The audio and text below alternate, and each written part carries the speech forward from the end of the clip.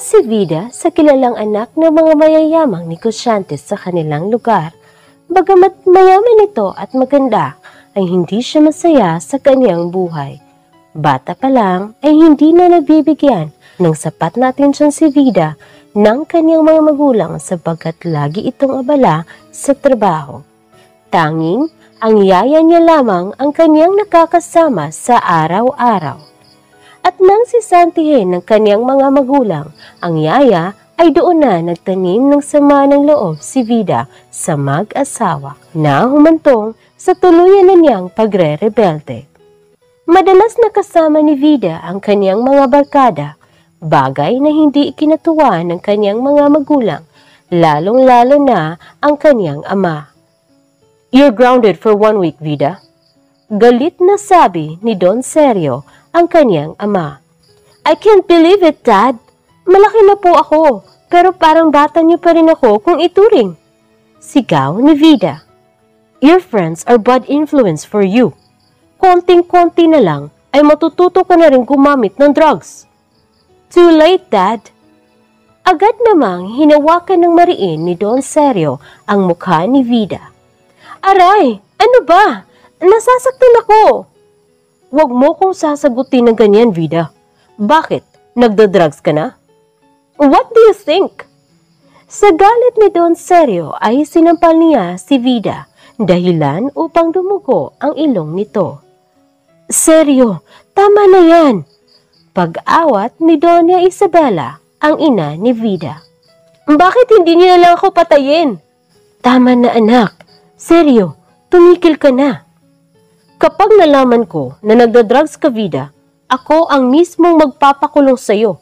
Mark my words." Galit na umalis si Don Sergio sa silid ni Vida. Agad namang kumuha ng bulak at alkohol si Doña Isabela upang matigil ang pagdurugo ng ilong ni Vida. "Ako na, I can take care of myself." Saad ni Vida. "Hayaan mo namang alagaan kita. Kahit ngayon lang, anak." "Ngayon pa talaga, Ma'am?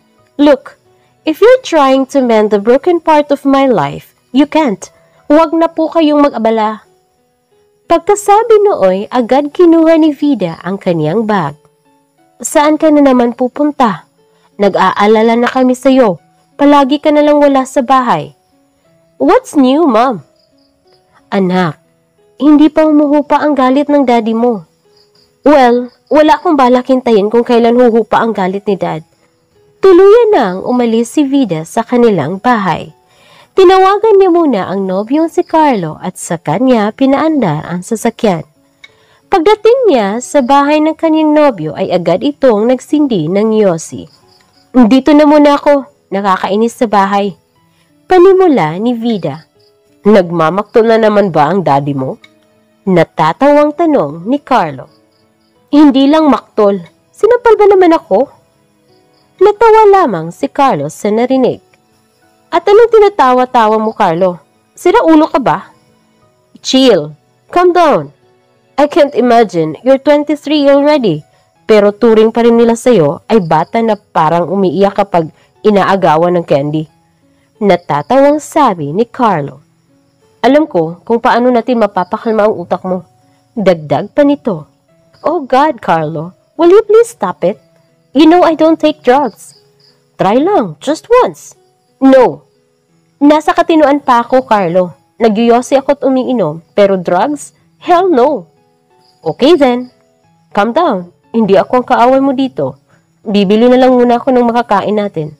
Saad ni Carlo. Nakaupo lang si Vida habang hinihintay na bumalik ang nobyong si Carlo.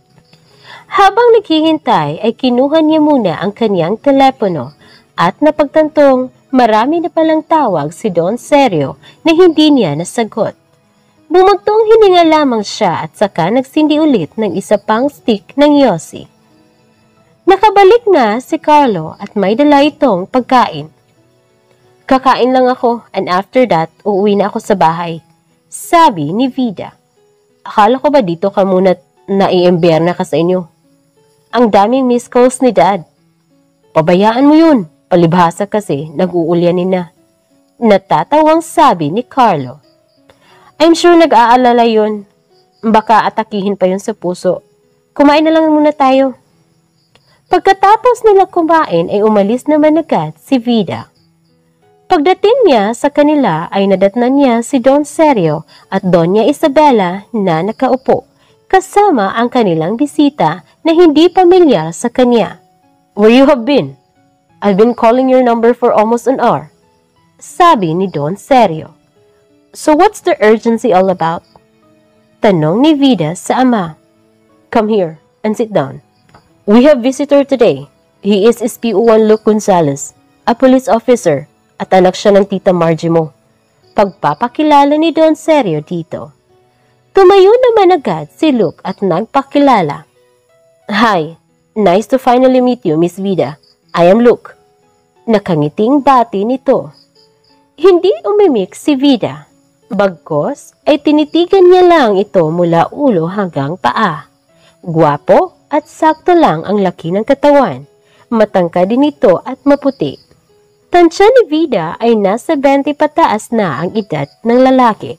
Agad namang nakipagkamay si Vida dito. I am Vida Gomez. Ilang taon ka na ba? Tanong niya kay Luke. Why do you ask? Naglalaro kasi ako sa isip ko, baka sakaling manalo. Pabirong sabi ni Vida. Natatawa naman si Luke sa sagot ni Vida. Well, sabi nila, I look 19 years young, but I am actually 25. Nakangiting sagot ni Luke. Panalo ka ba sa isip mo? Inirapan lamang ni Vida si Luke. Ngunit nakangiti pa rin si Luke dito. Ngiting nag-aasar. Well, I guess I have to go na po tita and tito. Medyo mahaba-haba na rin po ang napagkwentuhan natin sa ngayon. Nakangiting saad ni Luke. Bukas iho ha, huwag mong kakalimutan. Isama mo na rin ng mami mo. Sambit ni Doña Isabela. Sure thing tita. And to you, Vida, I'm glad dumating ka on time. Goodbye po. Nang tuluyan ng makaalis si Luke, ay aakyat na sana si Vida patungo sa kaniyang silid. Ngunit, hinawakan ni Don Sergio ang kaniyang braso. Starting tomorrow, you can't use the car at bawal ka nang lumabas ng bahay. Do I make myself clear, Vida? Tumingin lamang si Vida at hindi nagsalita. Binitawan naman agad ni Don Sergio ang braso ng anak. Hindi ko na alam ang nangyayari sa buhay ng anak natin, Sergio. Malungkot na saad ni Doña Isabela. Magbabago rin yan once we made our big announcement tomorrow. Kasalukuyang nasa silid lang si Vida. Isang linggo na naman siyang hindi makakalabas ng bahay. Hindi na bago sa kanya ito dahil halos buwan-buwan na lang ay ganito ang ganap sa kanyang buhay. Kinabukasan, nagising si Vida sa tunog ng bell na dala na kanilang kasambahay. Hudyat iyon na nakahanda na ang pagkain sa mesa at oras na para mag-almusal. Hindi bumangon si Vida. Ayaw niya kasing sumabay kumain sa kanyang daddy at mommy. Niwala pang isang beses na nagkasabay silang tatlo. Kaya't kahit gutom na siya, sa mga oras na yon ay titiisin niya muna hanggang matapos silang kumain. Naligo muna siya at nagbihis.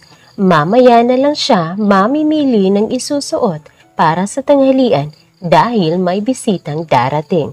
Kailangan niya pa ring maging maganda at presentable sa harap ng mga ito. Bumaba na si Vida at dumiretso sa kusina. Hindi niya alam na nandoon pa pala si Don Sergio. Mukhang hinihintay talagang bumaba siya galing sa kanyang silid. It's 9 already. Bilid naman ako sa tiyan mo. Panimula ng ama. Babalik na lang ako mamaya once you're done. Sabi ni Vida. No need. Tapos naman akong kumain. Kumain ka na dito at may bisita tayong darating. Hindi ka pwedeng malate mamaya sa tanghalian sapagkat sabay-sabay tayong kakain. Hindi na nagsalita si Vida. Alam naman niyang wala siyang magagawa at ayaw niya ring ipahiya ang mga magulang sa harap ng mga bisita. Kahit pa ayaw na ayaw niyang may kasabay na kumain sapagkat hindi siya nagiging komportable. Nasanay na kasing mag-isa kumain si Vida. Bata pa lamang ito. Pagkatapos kumain ay pumasok na naman ng kanyang silid si Vida. Yun na muna ang magiging view niya sa bahay, kusina at kanyang silid. 11:00 na at may naririnig na siyang ingay sa baba. Malamang dumating na ang kanilang bisita. Tumayo naman agad si Vida. Namili ng damit na maisusuot at saka nag-makeup. Nang handa na ay bababa na ito patungong kusina. Nakasuot siya ng yellow dress, black heels at naka-ponytail ang kanyang mahahabang buhok. Oh, si Vida na ba ito? Nakangiting sabi ni Margie, ang ina ni Luke.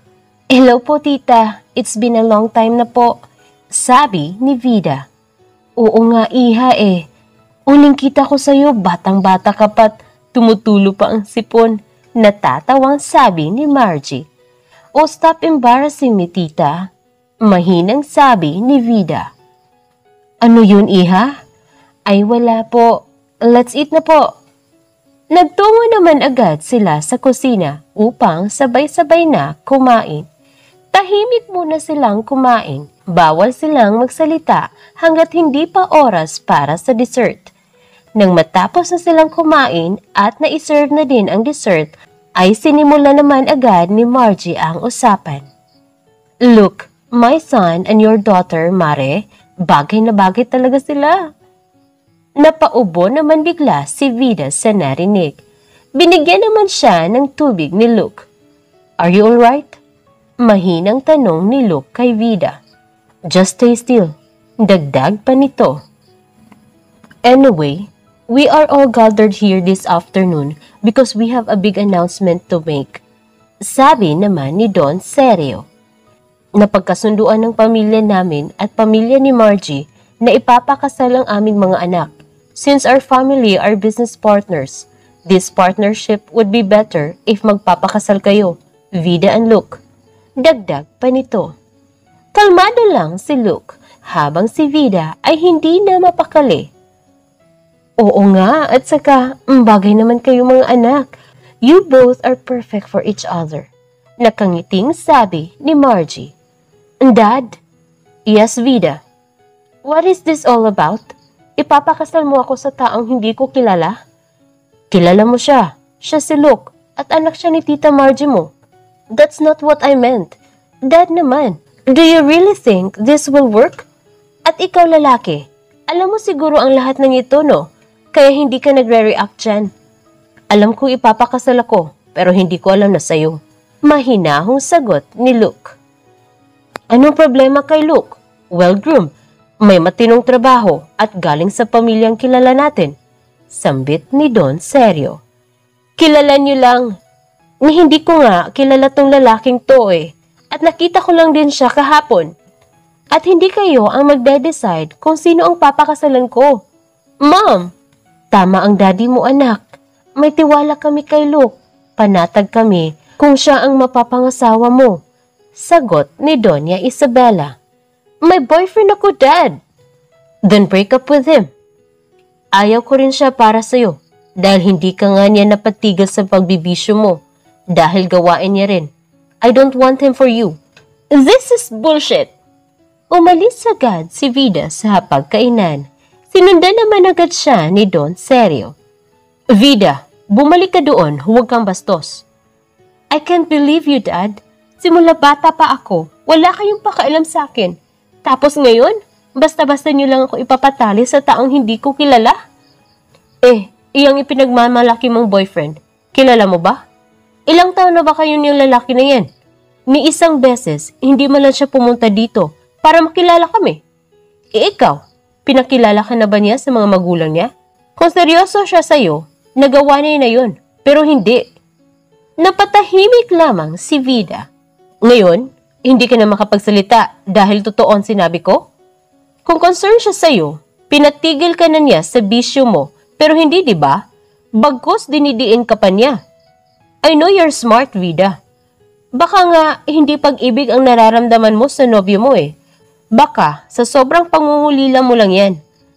Sa atensyon na hindi namin ibigay, sa kanya mo nakukuha.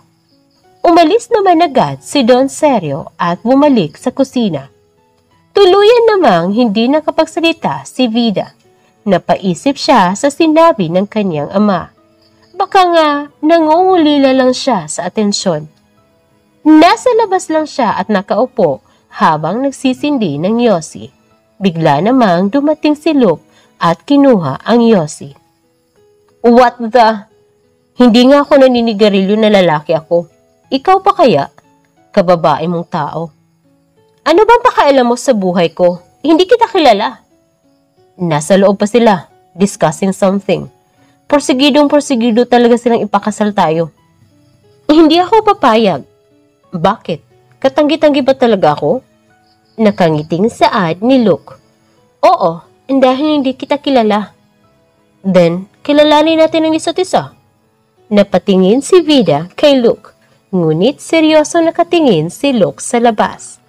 Nababaliw ka ba? Papayag kang magpapakasal sa akin, hindi mo nga rin ako kilala. Hindi natin kilala ang isa't isa. Paano to magwo-work kung hindi naman din natin mahal ang isa't isa? Ngumiti lamang si Luke. Isang minutong katahimikan ang bumalot sa paligid. Kumbisihin natin silang huwag na ituloy. Hindi ko talaga kayang makasal sa taong hindi ko mahal. Ano ba ang definasyon mo ng pagmamahal, Vida? Kasi ako, ginagawa ko ang lahat ng to para kay Mama. I love her with all my heart. So, ibig sabihin, kahit ayaw mo, ay gagawin mo na lang? Dahil gusto ng mama mo? Ano bang klaseng rason yan, Luke? Pwede naman sigurong sabihin mo sa mama mo na hindi mo ako gusto at ayaw mo sa akin para matapos na to. Kung gusto ko lang masusunod, ay pwede kong gawin yan. Bakit hindi mo pwedeng gawin? You better go upstairs and change. Magpahinga ka na din, soon to be Mrs. Gonzalez. Nakangiting sabi ni Luke habang papaalis. Ano? Hoy, saan ka pupunta? Hindi mo pa sinasagot ang tanong ko. Sigaw ni Vida. Naiwan si Vida mag-isa sa labas at dahil walang ibang magawa ay pumasok na lamang siya sa kaniyang silid. Agad naman niyang napansin ang kaniyang telepono na umiilaw. Nang kaniyang tingnan ay ang nobyo niya pala ang tumatawag.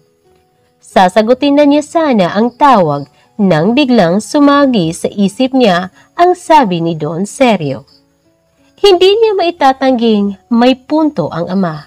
Halos 7 taon na nga pala silang magnobyo't nobya ni Carlo.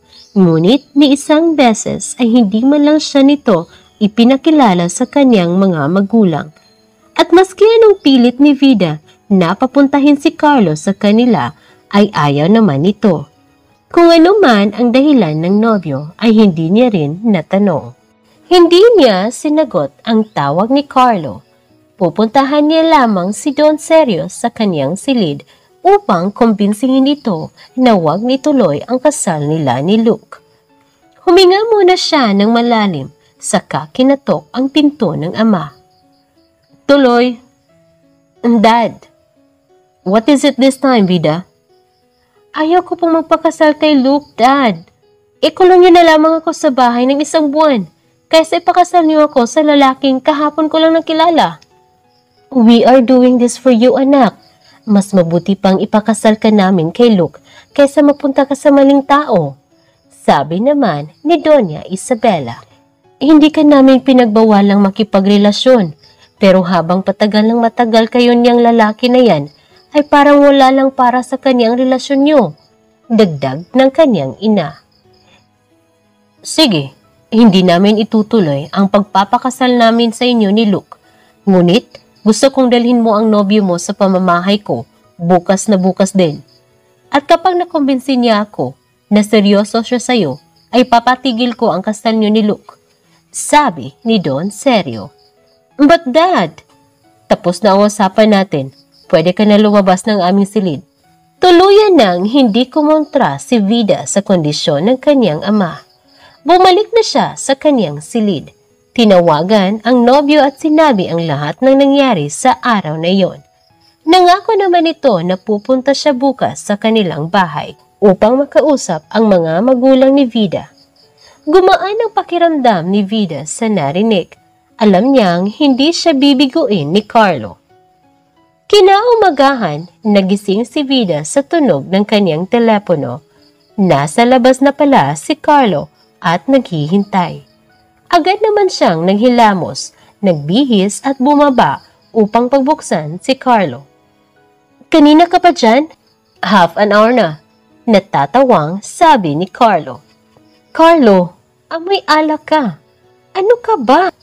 Halika na nga sa loob at naghihintay na sina Daddy." Pumasok na sila sa bahay at agad na nagtungo sa kusina. Nandoon ang mga magulang ni Vida at nag-aagahan. Nabigla naman sina Don Sergio at Doña Isabela sa nakita. "You seem very early, iho. Nagpaalam ka na ba muna sa iyong mga magulang?" Panimula ni Don Sergio. "I am living on my own, tito." Sagot naman ni Carlo. "Mag-good morning ka." Bulong ni Vida sa nobyo, ngunit hindi niya ito pinakinggan. "Bakit naman? Ulila ka na ba ang lubos?" Pinalayas po nila ako when they found out that hindi na pinatapos ni Vida si Carlo magsalita dahil alam niyang ikakapahamak nila ang sasabihin ng nobyo. Pinalayas po siya nung nalaman nila na bumagsak si Carlo sa isang subject back then. Sabat naman ni Vida. "Let him talk on her own, Vida. Kaya ko nga siya pinapunta dito. By the way, iho, siguro na kwento na ni Vida ang balak namin para sa kanya. Hindi naman ako kumokontra sa pagmamahalan ninyo. Pero sa napapansin ko, wala kang magandang naidudulot sa anak ko. Hindi na kayo mga bata. Ano ba ang mga plano niyo sa buhay?" Tanong ni Don Sergio kay Carlo. "May plano ka bang pakasalan ng anak ko?" "Yes, of course, tito. I have planned on marrying Vida. But hindi pa po ngayon kasi magiging complicated lang po ang lahat." "So kailan mo balak pakasalan ang anak ko?" "I'm not sure, tito. Maybe when things get better?" Natatawang sabi ni Carlo. "So, hindi ka man lang sigurado sa mga desisyon mo sa buhay?" "We are done here. Vida, pauwin mo na yung bisita mo." Nagtungo naman agad si Vida sa labas upang ihatid ang nobyo. Tahimik lamang si Vida. Nakakasiguro siya na sa mga sagot ni Carlo ay hindi nakumbinsi ang ama. "Hindi ka pala sigurado sa akin?" "At sino namang may sabi sa'yo? Hindi tayo magtatagal ng ganito kung hindi ako sigurado. It's just that it will not complicate things." "At anong mga bagay ang nakakapagkomplikado?" "Well, you please stop thinking negative things, okay? Sige na, aalis na ako." "Ganon na lang yun? Ikakasal ako sa taong hindi ko kilala, Carlo. Para hindi ka naman apektado. Kung ayaw mo magpakasal, edi wag kang magpakasal. Kaambyar na problema yan, no? Dinadamay mo pa ako." "Sige na, tatawag na lang ako mamaya." Napaiyak na lamang si Vida. Alam niyang wala na siyang kawala. Paakyat na siya ng kanyang silid nang nagsalita ang kanyang ama. "Hiwalayan mo ang lalaking yun. At talagang may lakas ng loob siyang pumunta dito nang nakainom? Walang modo." Hindi na lamang nagsalita si Vida. Nagpatuloy lamang ito patungo sa kanyang silid.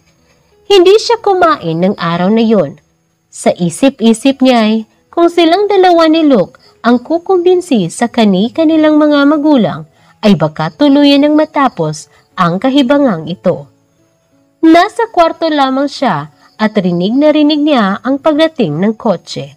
Alam niyang si Luke yun dahil nasabi ng kanyang ama na magpapapawis sila ngayon sa pamamagitan ng paglalaro ng basketball. Agad namang nagtungo si Vida sa terrace ng kanyang kwarto. Pinagmamasdan niya ang laro ng kanyang ama at ni Luke. Nakatingin lamang siya kay Luke at gwapong-gwapo ito sa kanyang suot. Sinampal naman agad ni Vida ang sarili at sinabing bawal siyang mahulog sa binata.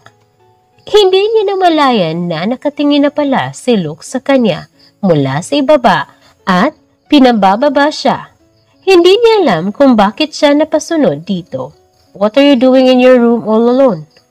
Kailangan mong makig-socialize para maging masaya ang buhay mo." Nakangiting sabi ni Luke. "Masaya ako." "Hindi halata ha. Bibig mo lang ang nagsasabi na masaya ka, pero yung mga mata mo, hindi. Ang dami mong alam. Sino ba naman ang sasaya na ikakasal ka sa taong hindi mo naman nakasama ng matagal? Para lang tayo naglalaro niyan eh. That's why I'm here. Napapagalitan na ako ng mga commander namin kasi lagi akong late. Buti na lang, magaling ako magpalusot. Natatawang sabi nito. Bakit ka naman kasi pumupunta dito lagi? Unahin mo yung trabaho mo. To make things work, you want to know me, right? Well, I want to know you more. Nakangiting sagot nito. Nakangiti lamang ito habang bumalik sa paglalaro kasama si Don Sergio. Nagtimpla na lamang ng juice si Vida upang may mainom ang dalawa. Pagkahati ni Vida noon ay agad siyang bumalik sa kusina upang mag-bake.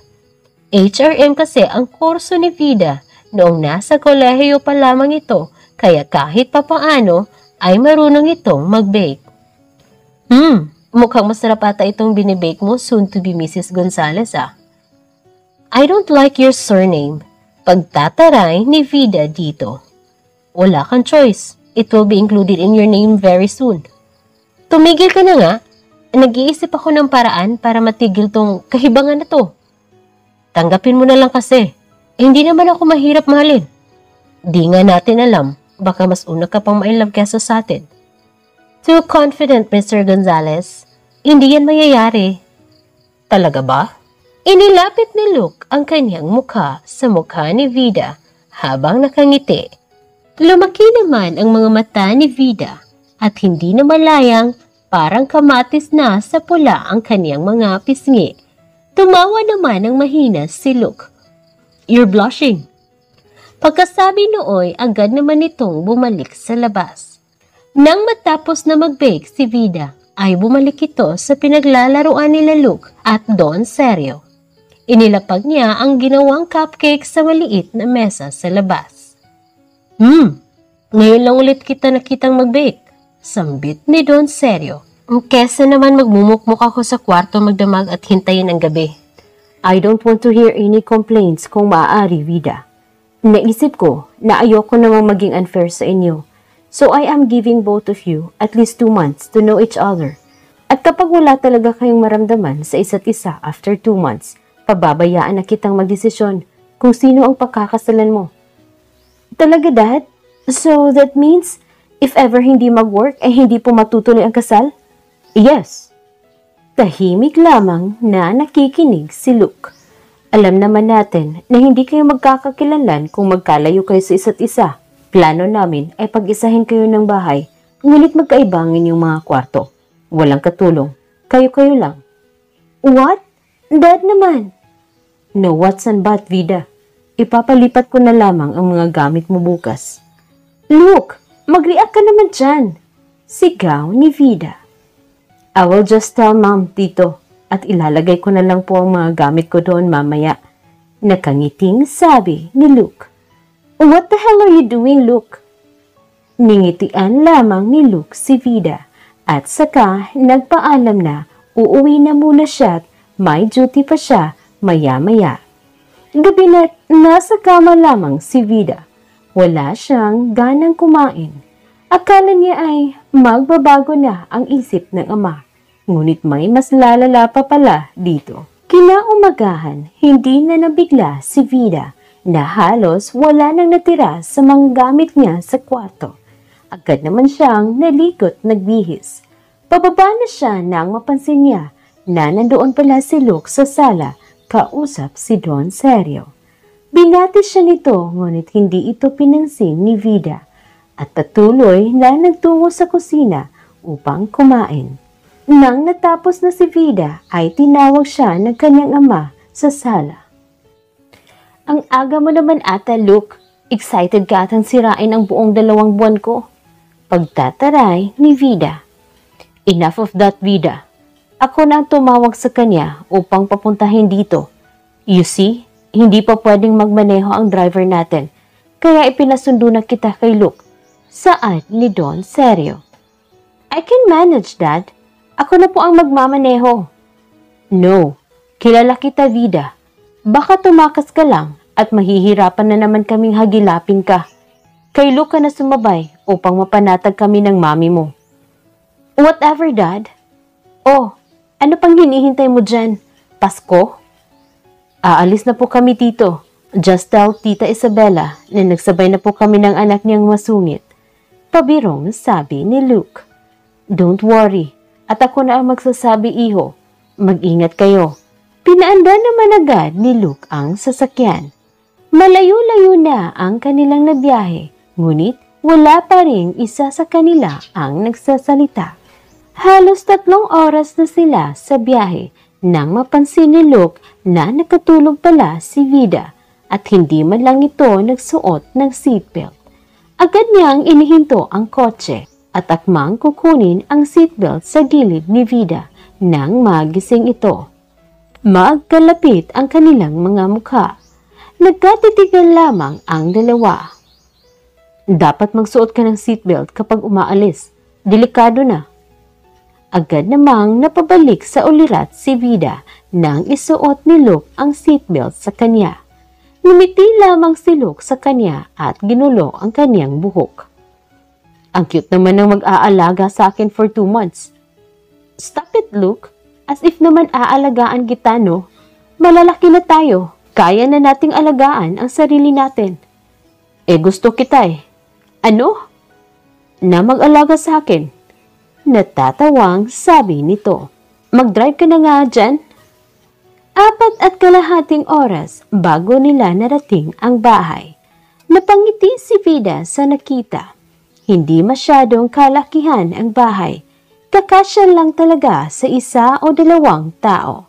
Sariwa ang hangin sapagkat nasa bukid ito. May swimming pool din sa gilid ng bahay na gawa sa kawayan at may harding sa likod. Tahimik lang ang lugar. May mga kapitbahay sila, ngunit medyo malalayo ang bahay sa lugar na iyon. Kumukulo na ang tiyan ni Vida. Tanghali na pala at hindi pa sila kumakain. Magpa-deliver na lang tayo ng food. Ang layo-layo. Kawawa naman ang rider pag ganun. Magluluto na lang muna ako, ha? Gutom ka na ba? Ano ba sa tingin mo? Yes. Wait for me there. Saglit lang to. Habang naghihintay ay agad na naalala ni Vida ang nobyong si Carlo. Kinuha niya ang kanyang telepono at sinubukang tawagan ito ng ilang beses, ngunit hindi ito sumasagot. Food is ready. Sino ba yung tinatawagan mo dyan at parang nawala ang gutom mo? Tanong ni Luke dito. None of your business. Pwede ba, Luke? Huwag na tayo magplastikan dito. Tulungan mo na lang akong kumbinsihin ang mga magulang natin to stop this damn idea. Okay then. Pumapayag ka? I'll do it kapag ikaw na ang magluluto kapag duty ako. Nakangiting sabi nito. Yun lang? Yes, yun lang. 2 months lang naman tayo dito eh. Let's just play their game para hindi na sila mangulit sa atin. Bigla namang niyakap ni Vida si Luke sa tuwa. Sorry. It's okay. You can hug me anytime you want. Just make sure hindi ka mai-love sa akin. Asa ka? Gabi na't nasa kwarto lang si Vida habang abalang nagsa-cellphone nang kumatok si Luke sa pinto niya. Bakit? Sigaw nito. Nagluto ako ng popcorn. May new movie din sa Netflix. Gusto mo manood? Mabilis namang tumayo si Vida at nagtungo sa sala. Habang nanonood ng palabas ay hindi na napigilan ni Vida ang kanyang antok at hindi na malayang nasa balikat na ni Luke ang kanyang ulo. Nagising siya nang hipa ni Luke ang kanyang tenga. Agad naman siyang kumawala nang mapagtanto niyang nasa balikat pala siya ni Luke nakatulog. Kaya mo bang pumasok sa room mo o buhati na kita papunta doon? No, ako na. Sige, go on. Matulog na tayo. Tayo? Oo, tayo. Ikaw sa room mo, ako sa room ko. Sagot ni Luke. Oo naman, syempre. Bakit? May ibang meaning ba ang tayo? Nakangiting, sabi nito. Ewan ko sa'yo. Good night. Kinaumagahan ay maagang gumising si Vida upang magluto. Maaga kasing pumapasok sa trabaho si Luke kaya kailangan niya itong ipagluto dahil ito ang kasunduan nila. Napagpasyahan niya na maliligo na muna siya bago magluto. Papasok na siya ng banyo nang makita si Luke sa loob at naliligo. Ah!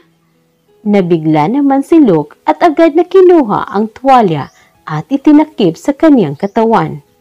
Lumabas naman agad si Vida sa banyo. Nasa kusina si Vida at tapos nang magluto. Dumating naman agad si Luke at naupo. Hindi ka pa kumakain? Tanong ni Luke dito. Sorry, I forgot to lock the door. Nasanay kasi ako. Dagdag nito at agad na tumayo. Coffee at egg lang ang kakainin mo? Actually, coffee lang talaga. Good thing nagluto ka ng egg. Alis na ako. Malilate ako mamaya. Don't wait for me. Lock mo ang mga bintana at pintuan. I have my key naman. Sige. Aalis na ako. Lock mo na lang ang pinto pag lumabas ka. Aalis na nga ako. Umalis ka na. Ano bang ginagawa mo? Kiss ko? What? Do you really want me to... Biglang hinawakan ni Luke ang mukha ni Vida at binigyan ito ng halik sa kanyang noo.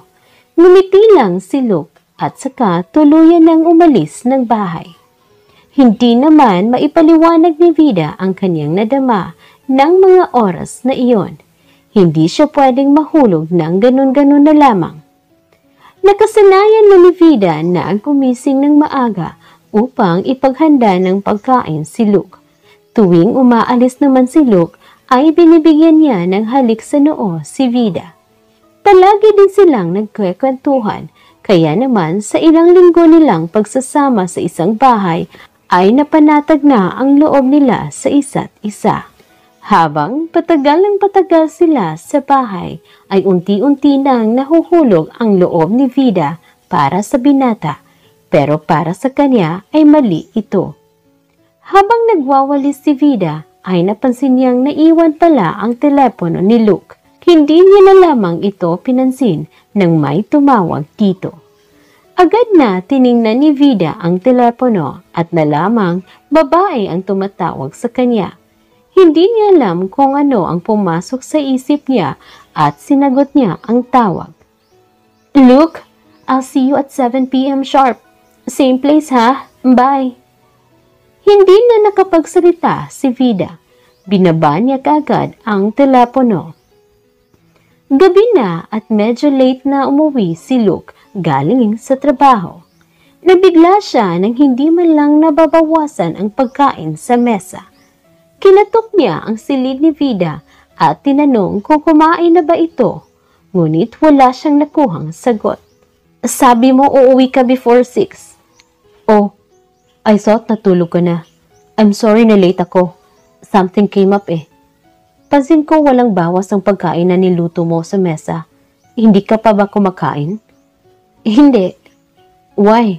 It's already 9. Tara, samahan na kitang kumain. At parang nagutom ako pagtingin ko sa niluto mo. Nakangiting sabi nito. Nasa kusina na sila at hindi man lang nagagalaw ni Vida ang kanyang pagkain. Are you okay? May masakit ba sa'yo? May sungit? Busog pa pala ako. Siguro mauna na akong matulog sa'yo. Vida? Bakit? Boyfriend mo pa ba si Carlo Diaz?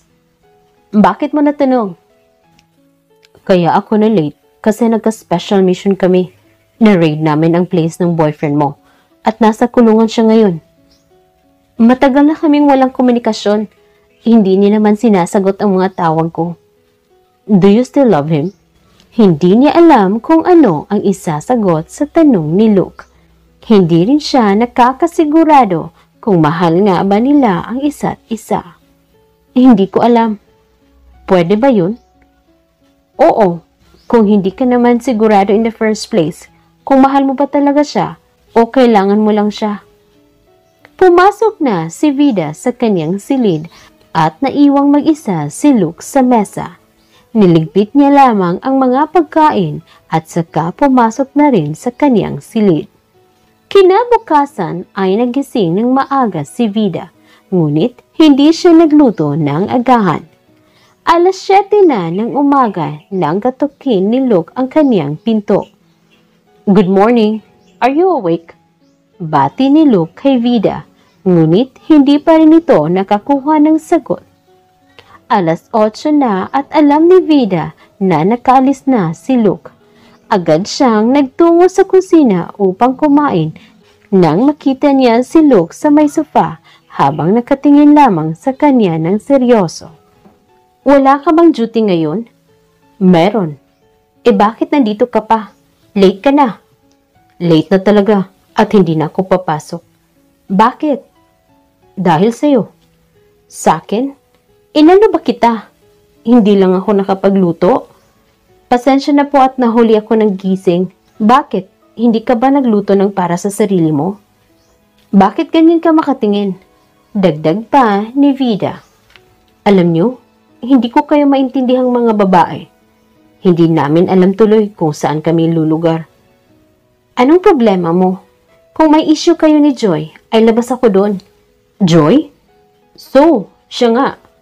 Nagtaka kasi ako kasi nasa call history ko na si Joy. Hindi ko naman na sinasagot ang mga tawag niya." "Tell me, siya ba ang dahilan kung bakit ka biglang naging cold sa akin?" "Probably not. Anong akala mo? Nahuhulog na ako sa'yo?" "Hindi ba?" "Hindi. So what's the reason? Bakit bigla ka na lang naging cold sa akin all of a sudden?" "Kasi sawa na akong makasama ka pa ng isa pang buwan. Pwede ba? Itigil na lang natin to at umuwi na tayo sa kanya-kanyang mga bahay natin. Kasi ayoko na makipagplastikan sa'yo araw-araw." "Hindi ako naniniwala. Last week lang okay na okay pa tayo. Tapos bigla-bigla ganyan ka? Sabihin mo sa akin ang totoong rason kasi naapektuhan na ako. Pati trabaho ko nadadamay." "Bakit ka naman maaapektuhan?" "Kasi parang mahal kita." "Hindi nga parang eh. Mahal na nga talaga kita. I can't deny it anymore." "Grabe naman, Vida. Kung ano man ang rason mo na hindi ko maintindihan, sabihin mo pa rin at pilit kong iintindihin. Mahirap ba yung ibigay?" "Hindi ko naman hinihingi na mahalin mo ako pabalik. At least man lang magsabi ka. Hindi yung parang tanga ko dito naghihintay na kausapin mo." Dagdag pa nito.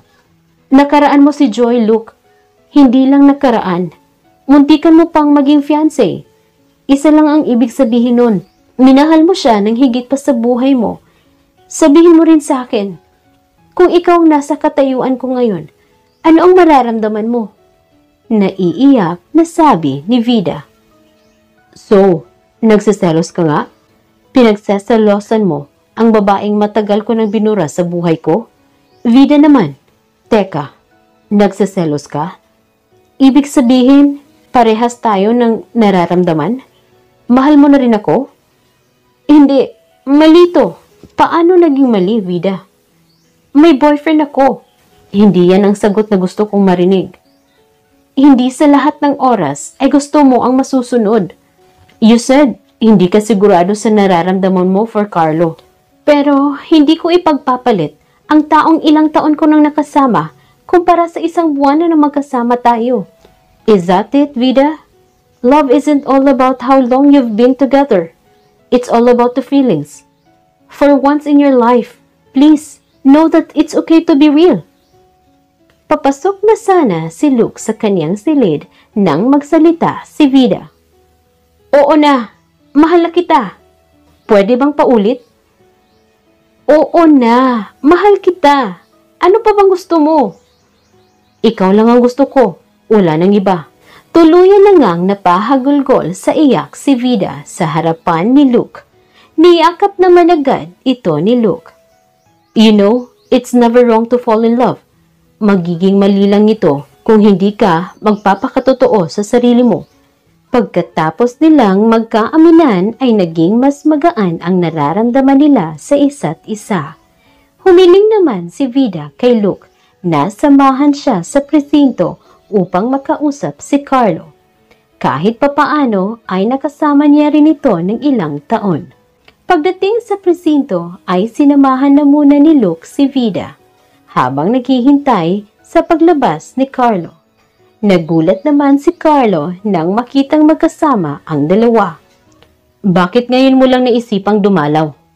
Tanong ni Carlo kay Vida. Once you're done, puntahan mo na lang ako sa office ha. Bulong ni Luke kay Vida. Tumango lamang si Vida bilang tugon. Pesteng SPO1 Gonzales yan. At bakit magkasama kayong dalawa? Magkasabwat pa kayo? Hindi kami magkasabwat.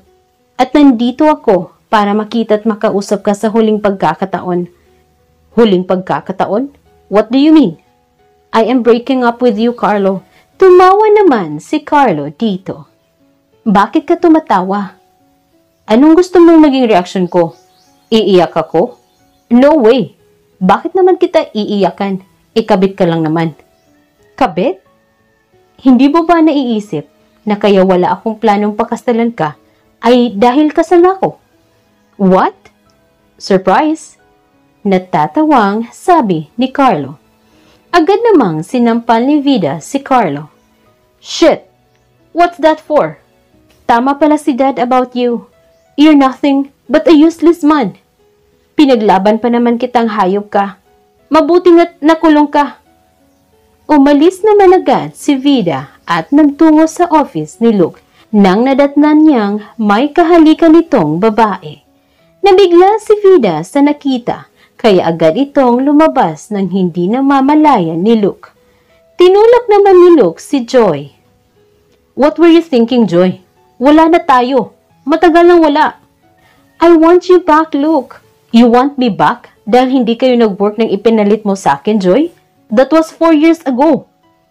Agad naman silang natigil nang pumasok ang isa pang police officer. Excuse me, SPO1 Gonzales? Hindi pa po pala kayo nakakaalis, sir? Aalis na rin ako, Belen. Hinihintay ko lang ang kasama ko kanina.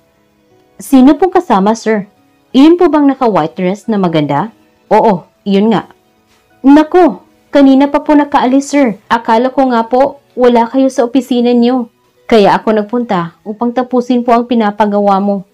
Pumunta ba siya dito? Opo, sir. Galing po siya dito at umalis din po agad. Shit! Agad-agad namang kinuha ni Luke ang kanyang susi at pinaandar ang kanyang sasakyan. Sa sobrang bilis ng kanyang pagmamaneho ay nakarating siya agad sa bahay. Vida? Vida! Kinatok niya ang silid ni Vida, ngunit walang sumasagot. Kaya binuksan niya ito, ngunit wala siyang Vida na nadatnan doon. Wala na rin ang kanyang mga gamit doon. Napasuntok na lamang si Luke sa salamin, dahilan upang dumugo ang kanyang kamay.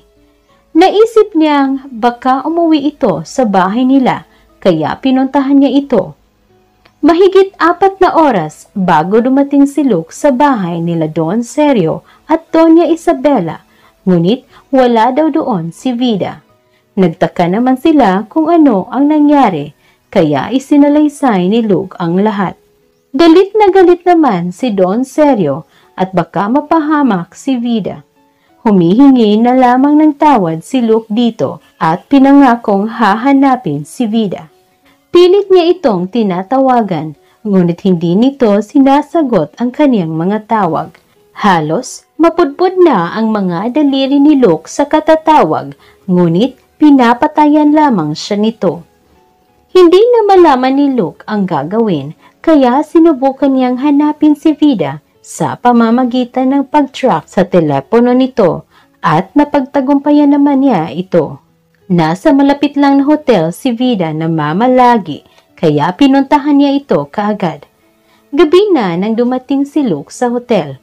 Tinanong niya kung anong room si Vida, ngunit ayaw itong sabihin nang nagbabantay dahil bawal sabihin ang impormasyon ng kanilang customer. Ipinakita naman agad ni Luke ang kanyang police ID.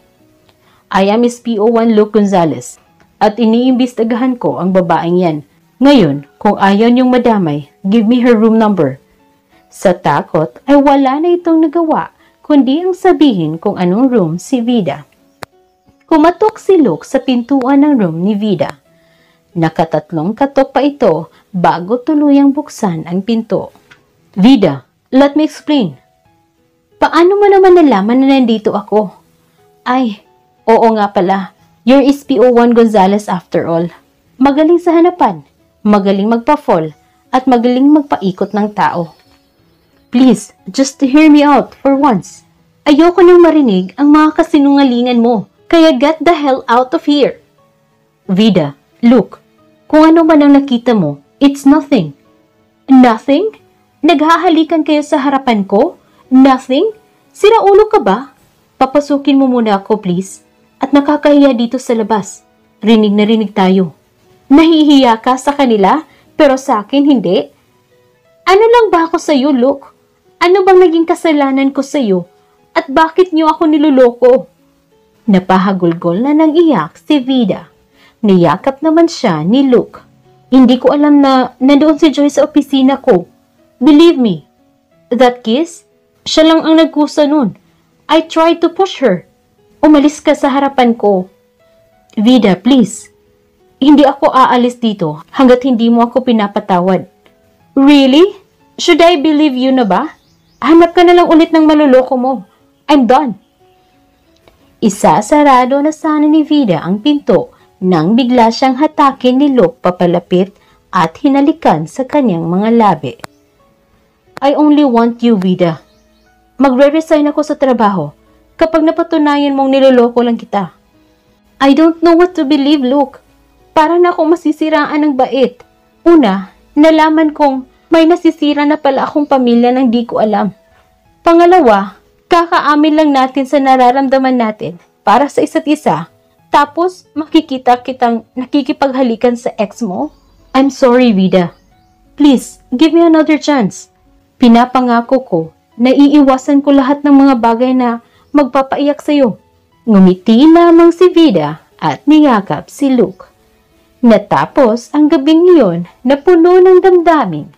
Sabay naman silang umuwi sa kani-kanilang mga bahay kinabukasan at napagpasyahan na magpapakasal sila kapag handa na silang unawain ang isa't isa at handa na silang harapin ang mga problemang darating nang hindi mauuwi sa hiwalayan. Para sa kanilang dalawa ay hindi ito dapat madaliin. Bagkus, dapat itong paghandaan dahil ang kasal ang pinakamahalagang ganap sa dalawang pusong nagmamahalan.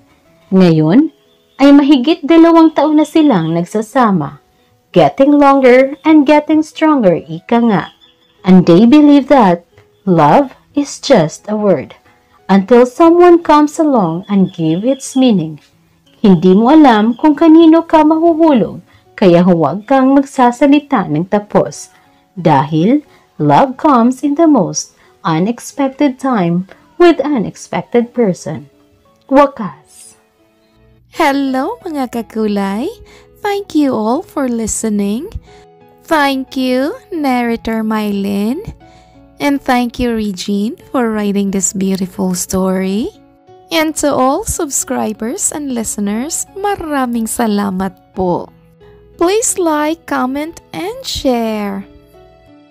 Please invite your loved ones, friends, families, relatives, kapitbahay, anak, apo, lola, lolo.